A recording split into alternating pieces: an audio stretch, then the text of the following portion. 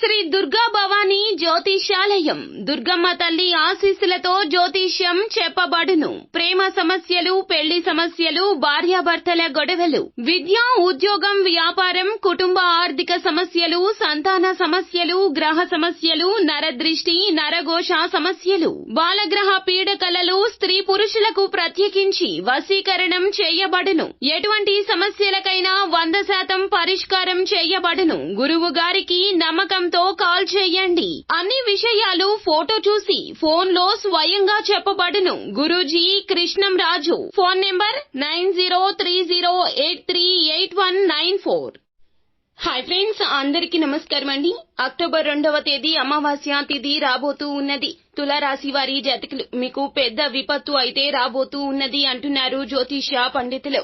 ఈ రోజున గ్రహాలలో జరిగే శక్తివంతమైనటువంటి మార్పుల రీత్యా ఇలా జరగబోతుంది. మీకు ఈ యొక్క పెద్ద విపత్తు, ఆపద అనేది రాబోతూ ఉన్నది. ధైర్యం వహించండి, నిజాన్ని తెలుసుకునే ప్రయత్నం చేయండి. ఈ యొక్క ఇబ్బంది నుంచి బయటపడాలి అంటే గనక ఈ దేవత ఆరాధన మీకు సుముఖంగా ఉంటుంది. అయితే ఏం చేయాలో ఇప్పుడు మనం ఈ వీడియోలో తెలుసుకుందాము. అంతకంటే ముందు ఫ్రెండ్స్, వీడియోని పూర్తిగా చూడండి. అప్పుడే మేము ఏం చెప్పబోతున్నామో మీకు అర్థమవుతుంది. వీడియో గనక మీకు నచ్చినట్లయితే గనక లైక్ చేయండి. మీ లైక్ మాకెంతో సపోర్ట్ అండ్ ఎంకరేజ్మెంట్ గా ఉంటుంది. ఇక ఆలస్యమే లేకుండా మనం వీడియోలోకి వచ్చేద్దాం. ఈ యొక్క అమావాస్య చాలా శక్తివంతమైన అమావాస్య అండి. ఈ యొక్క అమావాస్య తిథి నాడు గ్రహాల్లో జరిగే మార్పులే ఇందుకు గల మూల కారణంగా చెప్పడం జరుగుతుంది.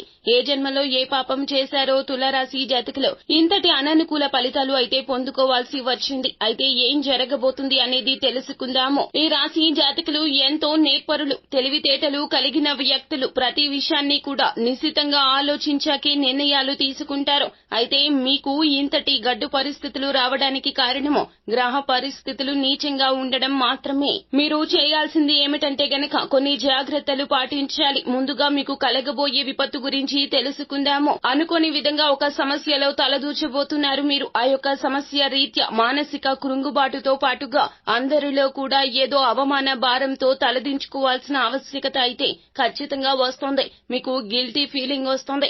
అందరూ మిమ్మల్ని చూసే చూపులను తాళలేకపోతారు. ఈ రాశి జాతకులకు ఉన్న మంచి మనసు, మనస్తత్వము, అలాగే పరోపకార బుద్ధి, ఎదుటి వారి యొక్క ఆపదలో వీరు అండగా నిలబడే తత్వము ఈ రోజున ఇంతటి భారీ ప్రమాదానికి మూల కారణంగా చెప్పక తప్పదు.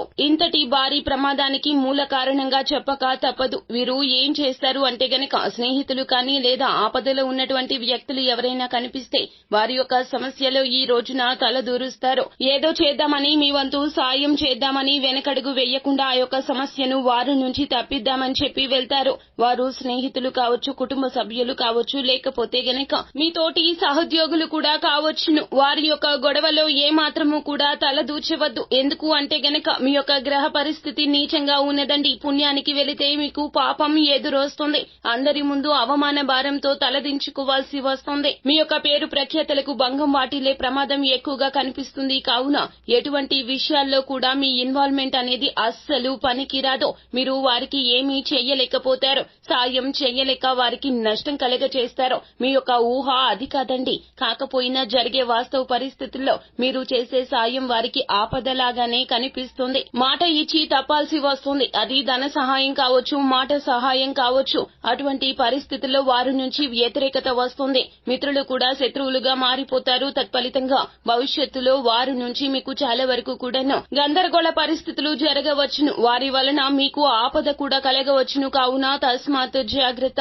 ఇటువంటి అతిపెద్ద విపత్తు మీకు ఈ అమావాస్య తిథి నాడు సంభవించబోతుంది. కావున మీరు శివారాధన చెయ్యండి, మేలు కలుగుతుంది. మానసిక స్థైర్యం కలుగుతుంది. మీ యొక్క ఆలోచనల్లో దృఢ సంకల్పం పెరుగుతుంది. అలాగే ఎదుటి వారితో ఎలా నడుచుకోవాలో అనేటటువంటి భావన మీకు వస్తుంది. ఆచితూచి వ్యవహరించే శైలి మీ సొంతం అవుతుంది. ఈ రోజున భగవంతుడే మిమ్మల్ని ముందుకు నడిపిస్తాడు. పరమశివుని దేవాలయానికి వెళ్లి కాస్తంతసేపు దర్శనం చేసుకుని అక్కడే కూర్చుని హనుమాన్ చాలీసాను పఠించండి.